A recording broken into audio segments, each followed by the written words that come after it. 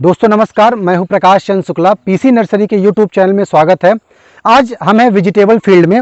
ये जो फील्ड आप देख रहे हैं ये अरबी का फील्ड है, अरबी का खेत है। इस पौधे को कोलोकेशिया एस्कुलेंटा के नाम से भी जाना जाता है बोटेनिकल रूप में। दोस्तों ये जो पौधा होता है, ये जो फसल होती है, ये बहुत ही लाभकारी भी होती है और औषधि गुणों से भरपूर होती है।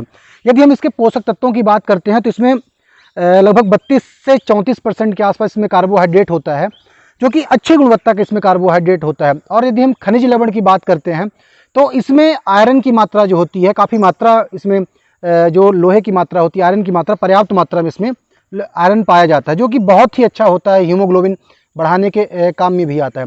इसमें विटामिन भी काफ़ी मात्रा में पाए जाते हैं, तो जो कि आपके स्वास्थ्य के लिए बहुत ही फायदेमंद है।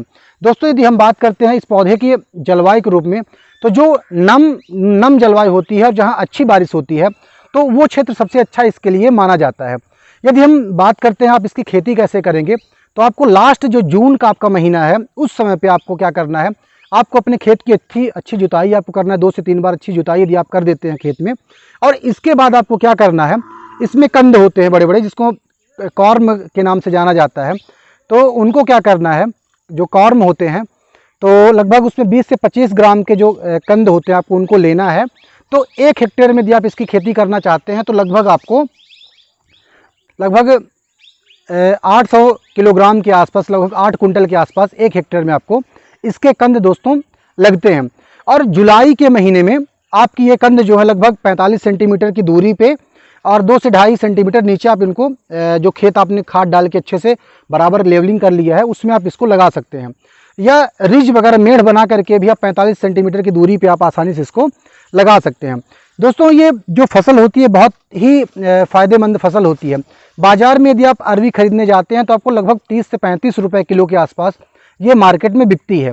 और 1 हेक्टेयर खेत की यदि हम बात करते हैं तो 800 से लेकर के आपको 900 कुंटल प्रति हेक्टेयर के हिसाब से आपको उत्पादन भी प्राप्त होता है। तो आप ये कैलकुलेट भी कर सकते हैं कि कितना उत्पादन या कितना पैसा बाज़ार से आपको मिलेगा।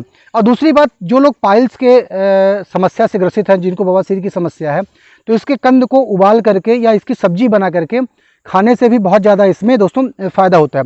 दूसरी बात, यदि हम सॉइल कंजर्वेशन की बात करते हैं, यदि मृदा संरक्षण की बात करते हैं, तो इसकी जो पत्तियां होती हैं वो जो डायरेक्ट पानी आता है बारिश का, तो उसको रोकती हैं और धीरे धीरे ज़मीन में जाने देती हैं।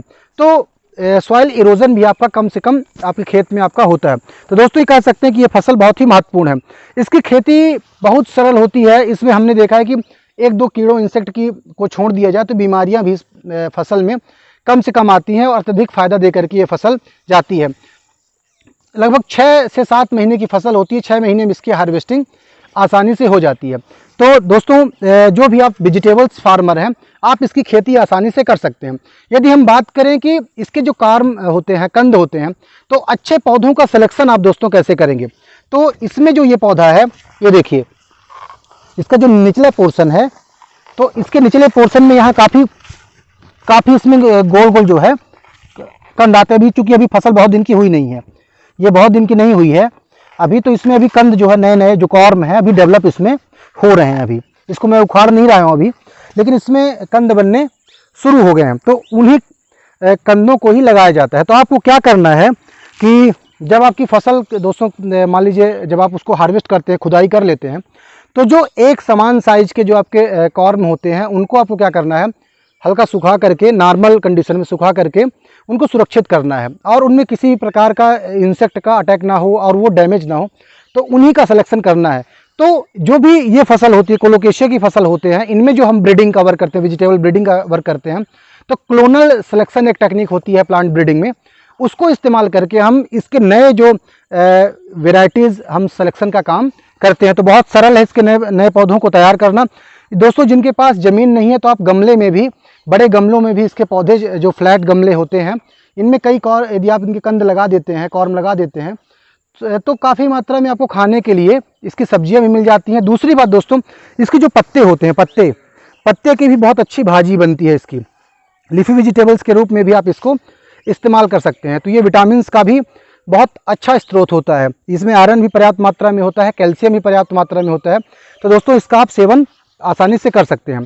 तो संपूर्ण खनिज लवण का भी सोर्स होता है और इसमें एज ए स्टेपल, कई अफ्रीकन देशों में ये स्टेपल फूड है, मतलब मुख्य खाना वहाँ का इसके कंद ही होते हैं।